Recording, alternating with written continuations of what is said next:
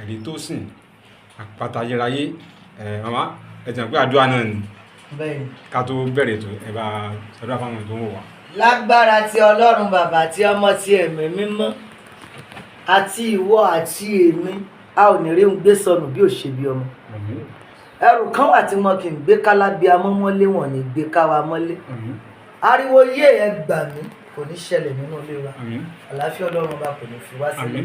God bless you. Àwọn nǹkan tá a fẹ́ gbé ẹ̀wò ẹgbẹ́ bí wọ́n sọ pé torí wòlíì náà lọ́nà fi dá àwọn èèyàn kẹlẹ̀ bá máa tú wọn sílẹ̀.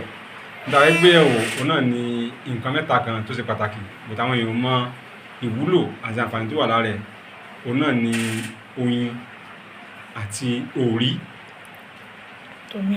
àtomi àgbọn mẹ́tẹ̀ẹ̀ta ẹ ṣe kí la lè lò fún.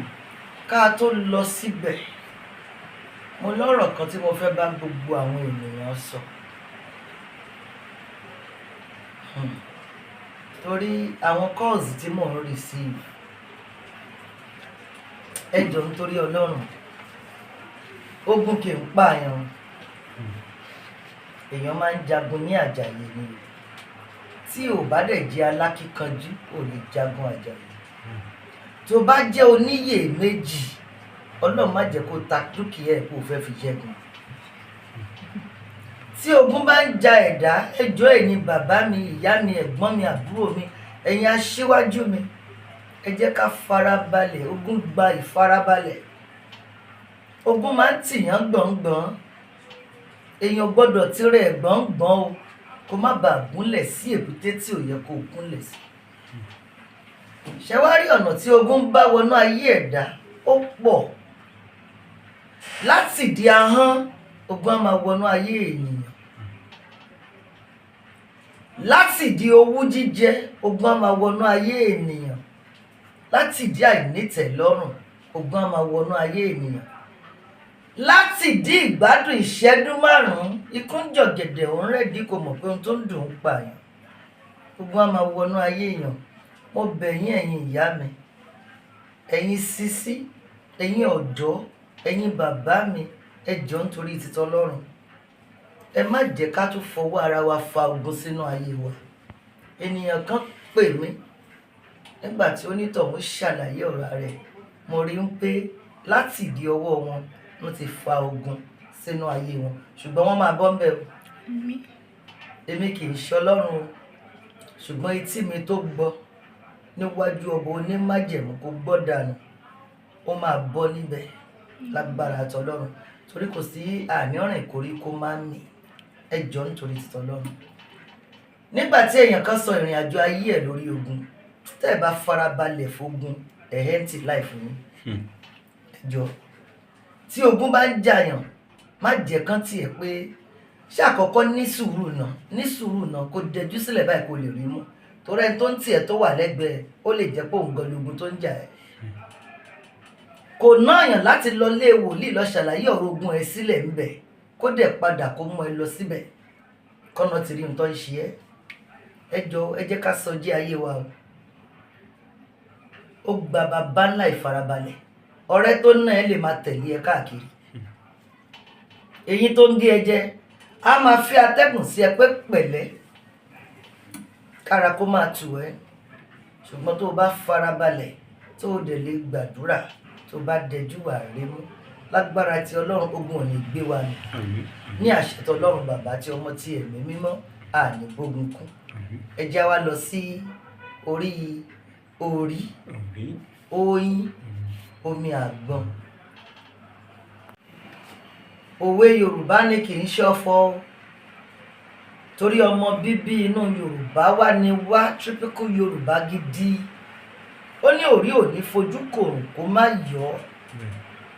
Bẹ́ẹ̀ nìjí ayé kan kò dóminú àgbọnù rí. Ibi tí oyin wà ibẹ̀ lèrà ń wọ́tọ̀. Ẹ̀dá kan kìdẹ́ ń foyín sẹ́nu kó tú dànù. Ẹ bá mi ra rọ́tí mò ń tà kí testimony wa kó lè pọ̀. Ẹ wá lọ dán iṣẹ́ yìí wò. Gbàdúrà kí oòrùn kó ràn. Gbé òrí yẹn sí inú oòrùn. Ó máa yọ. Òrí tó bá gbé sóòrùn tó bá yọ ó ṣoògùn àṣírí ni mò ń fún ẹ. it's a top secret, kì í ṣoògùn. Ìwọ fúnra ẹ lè lórí ilé kó gbé sóògùn kó yọ́ṣọ́ tí ṣoògùn nìyẹn. Stupidity nìyẹn tó bá rí ẹ lólògùn pẹ̀lú nǹkan bẹ́ẹ̀ yẹn. Tí ó bá ti yọ́ tán bá mi da oyin sínú ẹ̀ kó wá fomi àgbọn sí. Sáàmù kan sọ ń pé èmi ó gbé ojú mi sí orí òkè wọn nì, níbo ni ìrànlọ́wọ́ èmi ẹ̀rí tó sì yóò ti wá. Ìrànlọ́wọ́ mi tọwọ́ aráyé wá, tọwọ́ Ọlọ́run wá tó dọ̀run òun ayé. Ó máa ka sáàmù yẹn sí ní ẹ̀mẹ́ta. Má fi oyin ṣeré ní ayé ẹ̀, má dẹ̀ fi omi àgbọn ṣeré. Tó ní ọ̀nà àrà lomi ń bá wọnú àgbọn, ẹ̀dá kò mọ̀nà tí omi ń bá wọnú àgbọn. Tó bá ti ka sáàmù yẹn ní ẹ̀mẹ́ta,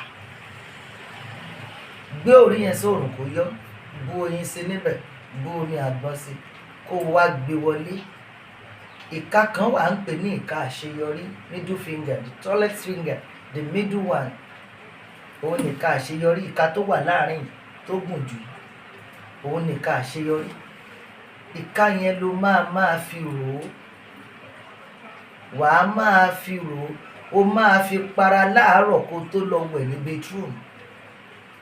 Tó bá tún wá jẹ́ ní tó ń wẹ̀ ní alẹ́, wàá fi para ní alẹ́ kó tó lọ wẹ̀ ní bedroom. Àṣírí Ọlọ́run ni, àṣírí àwọn wòlíì ni. God bless you all, I love you all. Yóò dẹ̀ bá yín lára. Àmín. Ọ̀nà àyẹ̀kẹ́ ó bá yín lára mu. Àṣírí ayé náà ni àṣírí àwọn wòlíì. Àṣírí Ọlọ́run náà ni màmá ti fún wa yìí. Lọ́fẹ̀ẹ́ ló fún láì gbowó tó bá jẹ́ àwọn wòlíì máa ní àti nǹkan kẹ́mí kankan fún kankan. Nǹkan kan yẹn wọ́n ní sọ torí pé wọ́n fẹ́ fáwọn èèyàn. Adúpẹ́ lọ́wọ́ Prophetess Kẹ́hìndé Ọ̀ṣọ́bà tó gba ayé mọ̀ sí Ẹ̀rí Tósìn. Màmá ká tó máa lọ nǹkan tẹ́ ṣàlàyé ẹlòmíì fẹ́ béèrè pé òun fẹ́ béèrè nǹkan kan nípa ẹ̀ tàbí nǹkan kan wà tí ó ń jà òun lógun tó ń fẹ́ béèrè lọ́wọ́ yìí. Nọ́mbà náà lè pín sí mà.